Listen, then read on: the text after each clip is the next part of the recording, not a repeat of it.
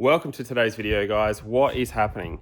Today we are diving into a bit of fabrication stuff. So we're gonna put a roll cage in my wife's car. So this is my wife's E46 BMW. So this is her beginner drift car.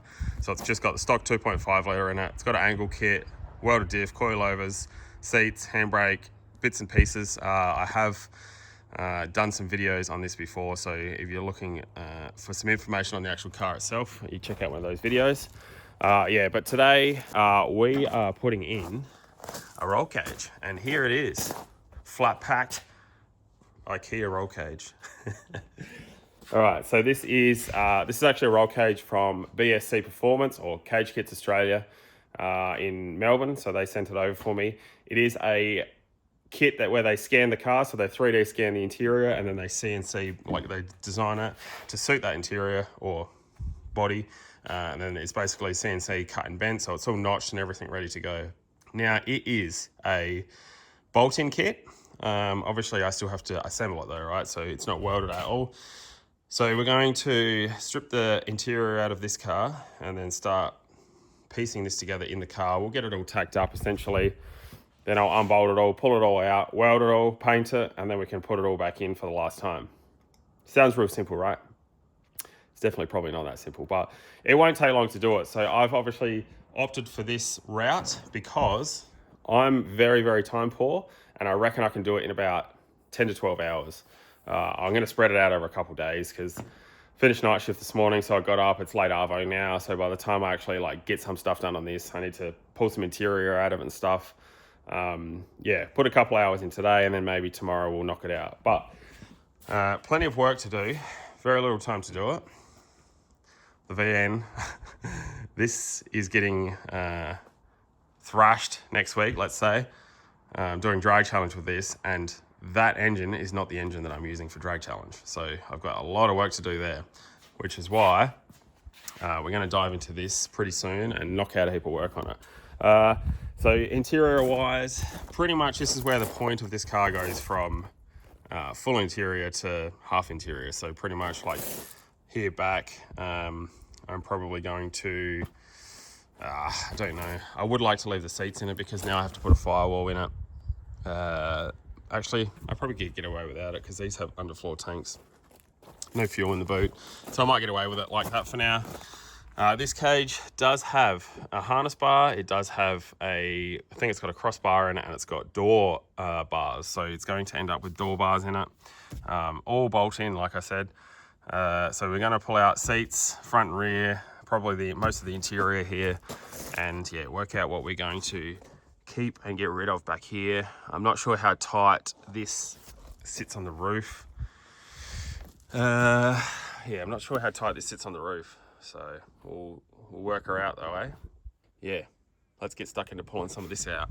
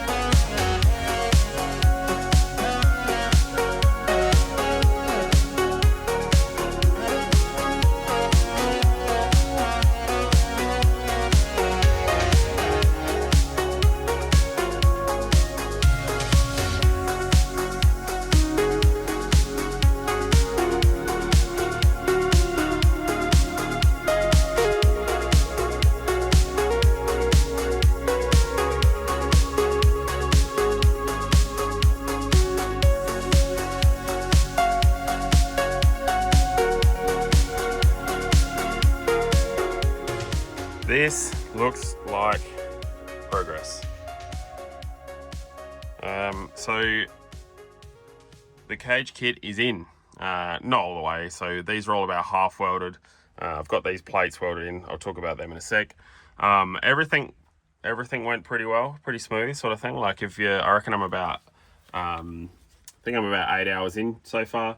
So we're tracking pretty good for 12-ish hours on the install, because pretty much from here all I've got to do is pull it out, weld it, paint it, bolt it back in, I think. Most of that, like I reckon there's probably about 4 hours pulling interior out. So if you're not including that, it definitely brings the time down a little bit more. Now, let's talk about the cage. So it did need a little bit of a modification. So this main hoop, one of the legs on it was a little bit too long. I did message Bogger and let him know that, and he's going to double check what happened there and why it was out a little bit, whether it was just a file or whether it was just a, it wasn't set up right or whatever to start with. So we're just going to double check that one. But otherwise, everything was pretty good. All the legs and everything are all tacked, well, half welded. And everything looks pretty good.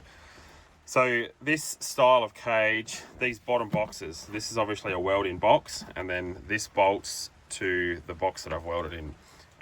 It doesn't come like this, it comes a little bit different. It does come like as though the box is ready to weld in, but pretty much what you do is you weld nuts on the bottom side of this, like there's two plates here, and basically you weld nuts on the bottom side, drill out holes underneath so the nuts sit through the floor. So when you drill the holes through the floor, right, there is a fuel tank under here, so be very, very careful. The key is to get a drill bit, cut a bit of hose so that your drill bit only sticks through like 10 mil or something when you're drilling them all out. I think I drilled it with like maybe a 17 mil drill bit, like a 5 mil pilot, then a 17 mil drill bit. Enough so that the nuts fit through. Whatever size nut you're putting on the bottom, obviously that has to fit in that hole. It's a little bit of fiddly messing around sort of thing to get it to work and to get it to sit in the right spot. But yeah, overall, it was still pretty easy. Now, there is two types of cage. There's this type of cage where you can sit it back here, gives you lots of clearance for the driver, so you can move the seat all the way back, and it's never going to be an issue for clearance to like the seat or whatever else is, the harness or anything.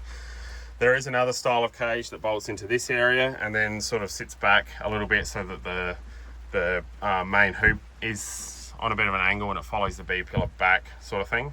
That's the style of cage that you'd want if you were to fit a back seat in it still. In this case, we're looking for some weight reduction. I reckon we chopped about 100 kilos out of it, I'd say. And I think we only put about 30 back into it, maybe less than that. Probably maybe 25 kilos here in this cage. But yeah, if you're doing this style and you're welding it, obviously there is a fucking fuel tank under here, so be careful. Obviously, if you haven't drilled a hole in it, then you don't want to melt it. So what I actually do is I take these little covers off, I'll get a hose and I'll jam the hose in under there, so it's basically just like spraying like this area, so there's no chance of fire.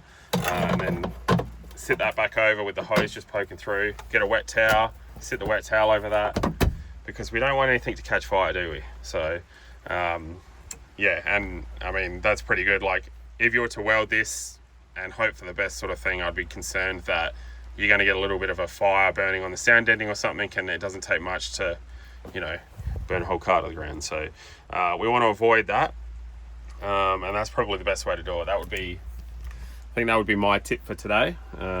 Yeah, jam a hose in under there, wet everything. It ain't going to catch fire then.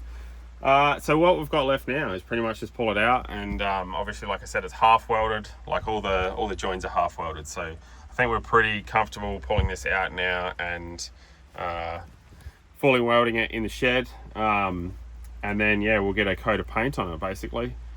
I've still got to finish welding out these base plates in the car, but yeah, I'll get the cage out first. I really wanted to make sure everything was sitting right before I welded them out, because you got to take the plates on and off, and I've welded probably 90% of the plate on the bottom.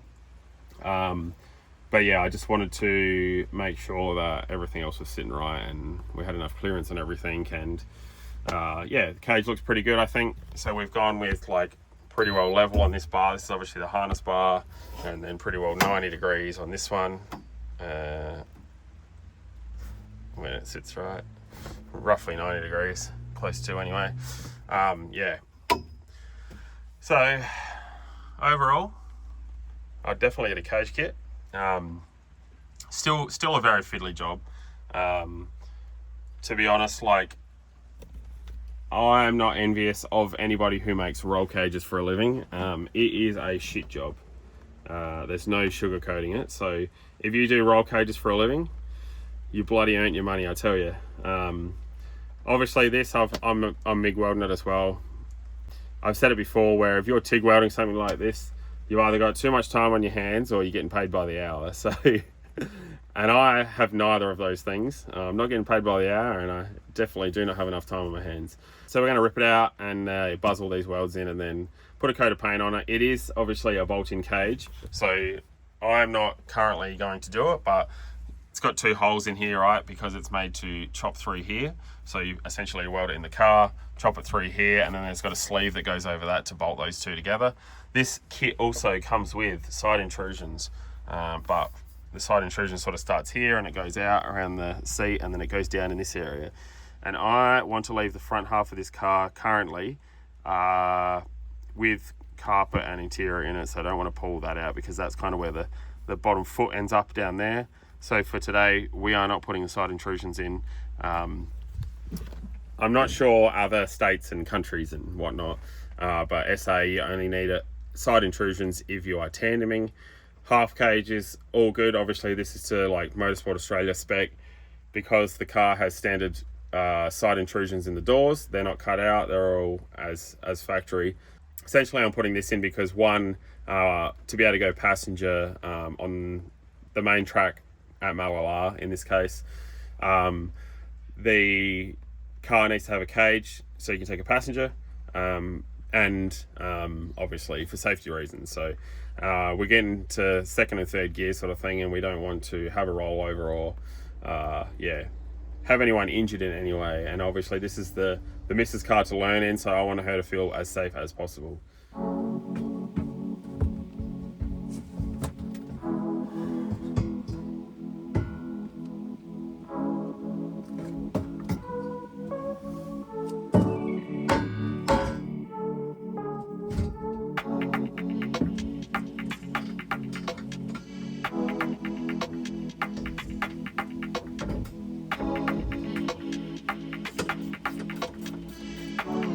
Okay, there we have it. I've only put 1 seat back in, but she's all welded, painted, even put some like sparkly glittery paint on there. Passenger seat obviously still to go in, but I need to get in to tighten up the back bolts, and I need some extra hands to do it, so I'm just waiting for that. But yeah, everything else. I did forget to say before, when I was talking about it, this crossbar here was actually originally supposed to go from here down to the across the main hoop. I changed my mind on that one because I wanted to still be able to get into this space without any hassle. Obviously in this case we can just pull the passenger seat out and climb straight in here, whereas if we have that bar in, it starts getting a bit squishy in here, and obviously I still need to be able to get in here for everything. And I also, if we go interstate or anything, this is good to be able to chuck tools and tires and stuff into. So yeah, that's why I changed my mind on that bar, and it was pretty much exactly right. I just had to notch the tiniest little bit out the end of it so it fit in there nicely. So, but yeah, anyway, overall, I think we spent about a little bit longer than I was thinking, a good 2 days realistically, probably 14, 15 hours or something on it. A good portion of that though is pulling the interior out, putting the interior back in. Obviously in this case I've stripped it a bit. Dry ice does not work on BMW, or does not work very good on BMW or E46 anyway, sound deadening, so that was painful. But yeah, everything else is good. I'm obviously still going to clean this out when I finish it off, but leaving the front half, the carpet and everything in now, just because it looks nice and neat. But yeah, roll cage overall looks very good, and hopefully we never have to use it. That's going to be it for today's video. Thanks for tuning in. Don't forget to hit the subscribe button to stay up to date, because we've got some spicy content coming up with the drag challenge stuff. Just about to get stuck into the VN. Obviously this is happening right now, basically. So I've got to do some new struts or new shocks and springs and go over a heap of things, finish off the handbrake, got tyres and stuff ready to go on it. And yeah, like I said, probably engine. Started over there. Just waiting on a couple more bits at the moment. So I got rings and bearings and everything. But my cheap rods are not here yet. But we'll dive into that in the next video. I'm going to get one up again before Drag Challenge. Drag Challenge starts on Tuesday. For me, Tuesday. So yeah, I'm going to try and get another video up before then. Thanks for tuning in today, guys. We'll see you next video.